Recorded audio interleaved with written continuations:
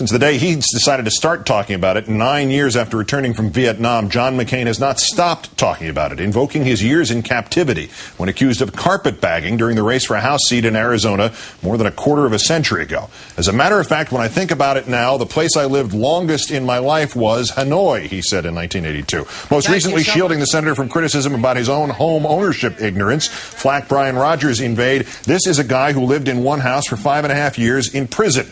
Our third story in the countdown has McCain turned his POW status from insulation to excuse. Now, one veteran who served 31 years in the Army fighting in Korea and in Vietnam has had enough. It's time for the senator to stop cheapening the war experiences of thousands of vets and his fellow POWs and his own as well by stretching the boundaries of logic to make his POW status a wild card rebuttal to all accusations or an answer to all difficult questions. When he uses his status as a veteran to deflect legitimate questions and concerns, it devalues not just his service to our country, but ours as well. Lieutenant General Robert G. Gard is part of a group called Vets for Obama, a disclosure which only underscores the fact that support from veterans is probably McCain's to lose. Senator McCain also put his military bona fides in play when he agreed with a questioner in New Mexico who implored him to reinstate the draft. The narrative he's been exploiting, the one about his years as a POW, lending themselves to his superiority as a candidate, backfiring earlier in the month after a pastor, a friend of President Bush, expressed disgust when the senator offered up his wife for the Miss Buffalo Chip contest,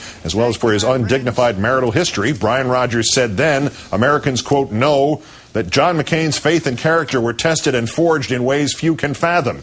And after Elizabeth Edwards noted how McCain gets government health benefits during a rebuke of his medical care policy, McCain insisted he was familiar with inadequate care, quote, from another government.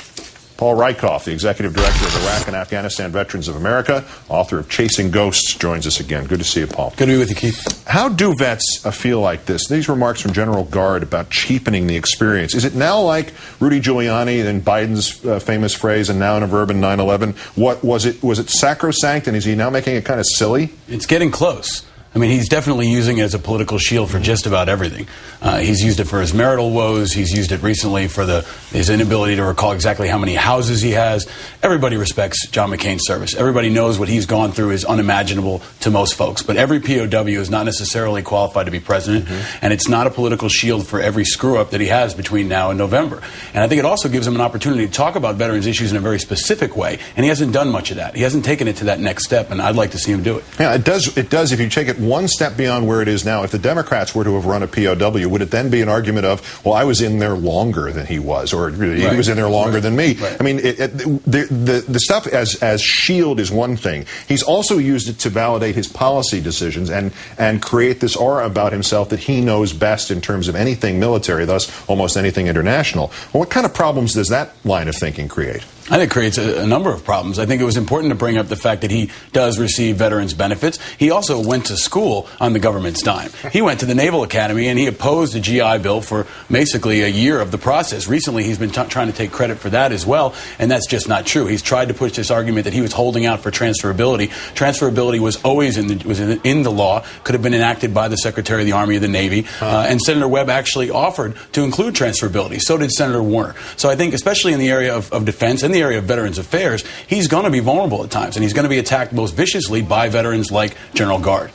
What does having been a POW merit in this political context? What does it give you besides the same kind of respect anybody who made that kind of sacrifice for their country deserves walking down the street? I think it shows his toughness, it shows his love of country, it shows his fortitude. But I think there's another aspect to this. He was in prison and tortured for 5.5 years. He has a tremendous opportunity to talk about mental health issues, to talk about post-traumatic stress disorder, something that's facing hundreds of thousands of veterans who are coming home from Iraq and Afghanistan right now. And I'm a bit bothered by the fact that he can't tell you if he has 7 or 8 houses, because there are 150,000 veterans in America right now who have a total of 0 houses because they're homeless.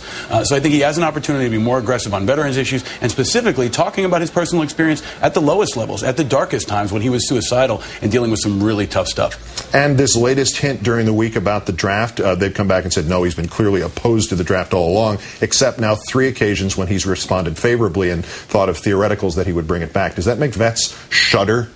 You know, not really. I think the draft has become a politically radioactive issue for everyone. But a lot of vets want to see a draft. You know, I disagree with folks who say nobody in the military wants a draft. I hear from a lot of friends who are going over for third and fourth tours and would like to see everybody else in America put something on the line here. I think the reality is that our current pace of operations is unsustainable. You've got more than 500,000 people who've deployed more than once. Our military is overextended. Our National Guard has been run into the ground. And we've got to think long term about how we sustain these types of operations. The draft may not be probable, but it's possible. And John McCain's going to have to take that on. And we have a draft. It only consists now of people who are already serving and get to go back whether they like it or not. Paul Rykoff, Executive Director of Iraq and Afghanistan Veterans of America. As always, Paul, a pleasure. Thanks, Keith.